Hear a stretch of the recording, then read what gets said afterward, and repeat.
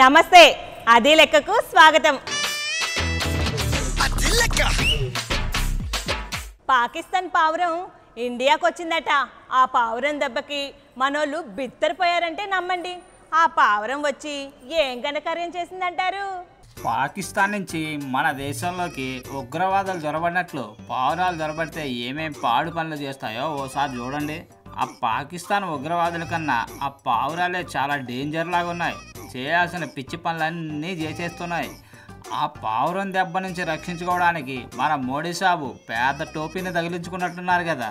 ఇక మన పావురాలైతే ఏకంగా ప్రేమాయణమే నడుపుతున్నాయి. మరి పిల్లగాడినైతే తరిమి తరిమి కొడుతున్నట్లుంది కదా. తస్సా దియ్యా, ఈ పాకిస్తాన్ పావురం కూడా మన వాళ్ళని మొప్ప తిప్పలు పెడుతుంది అన్నట్టు మొత్తానికి.